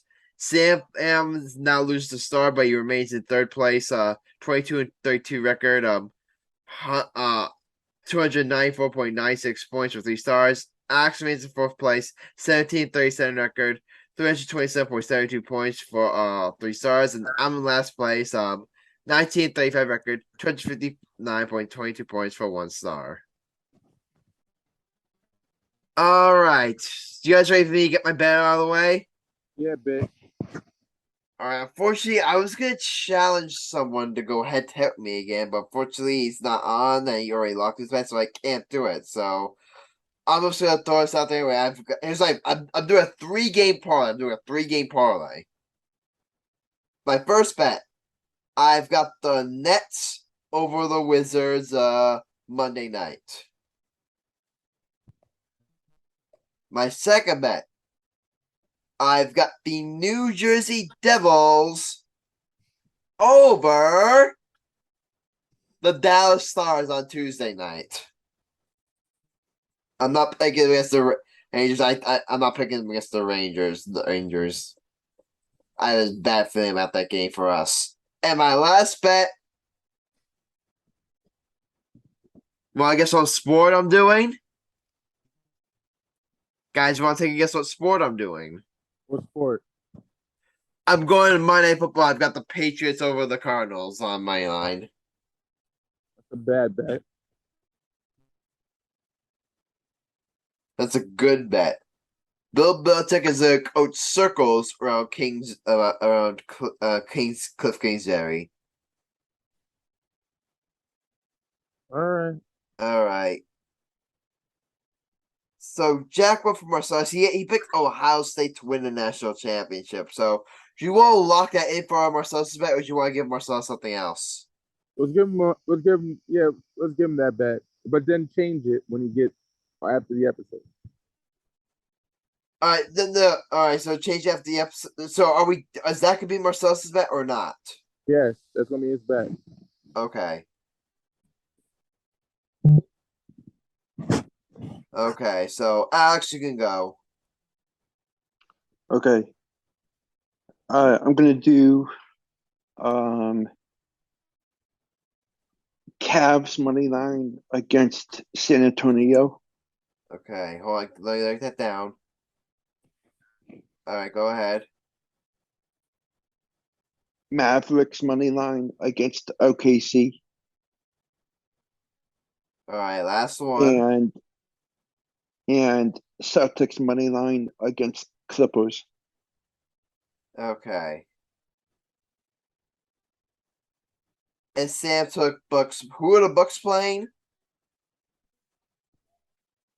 The Bucks play Warriors. And who do the Pelicans play? The Jazz. Okay.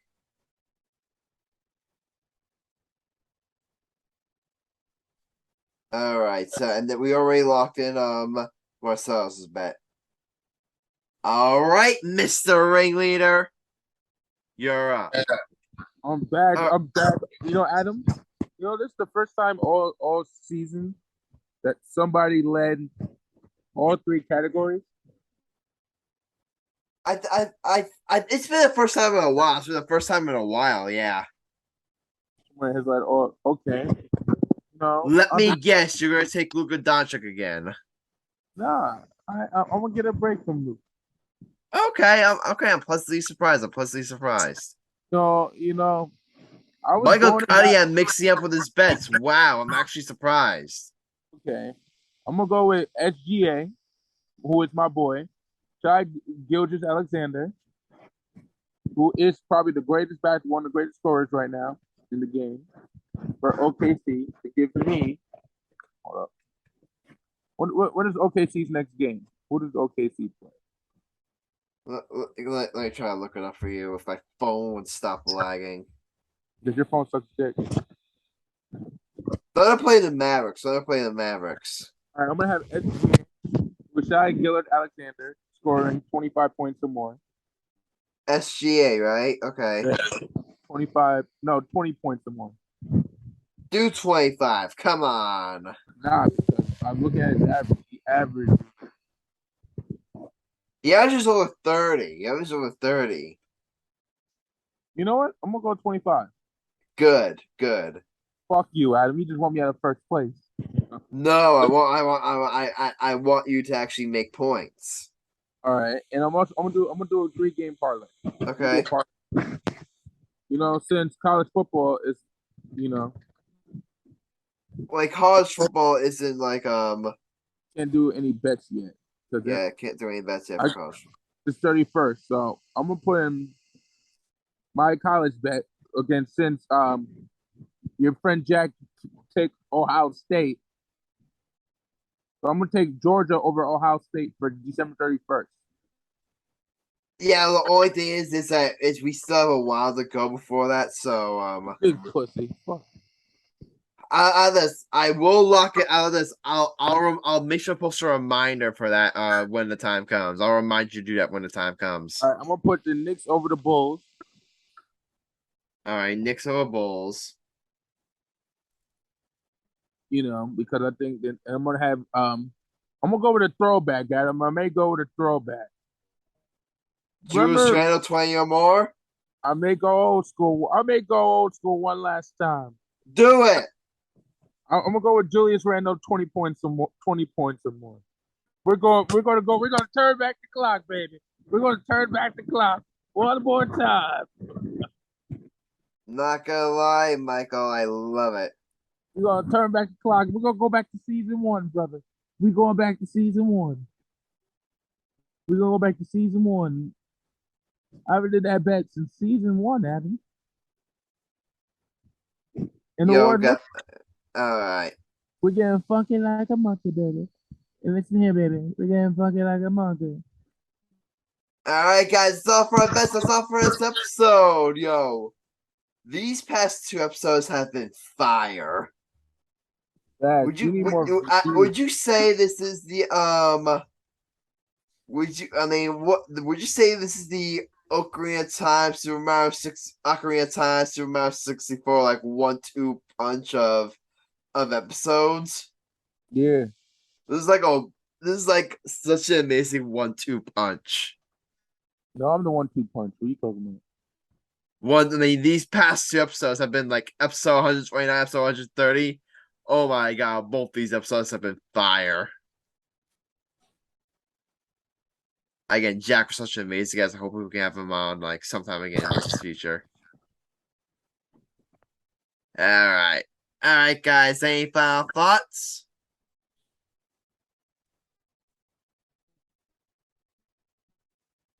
No final thoughts from Alex. Disappointed. Go Birds. Go Sixers. Good night. Okay. Michael, any final thoughts from you? Or are you just gonna be boring?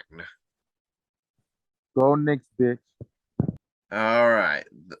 Alright, here's my final thought. Go Nets. 15-7 in our last 22 games. We are coming for you, NBA. Alright, guys. That's it. This is episode 130 of the Getting Out Podcast. Yours truly, I'm Grassani, Mike Cunningham, Alex Rich, Sam Morell, and special guest, Jack Barteck. Like you heard, to leave a like, and follow, or subscribe to the podcast. Also, enjoy the conversation, leave a comment on YouTube, reach out to us on social media. We feature on today in future episodes of Rare Friends. Don't shoot your dreams just fantasy. You can enjoy the world, believe it, and dive in. See you next time, and until then, stay lit.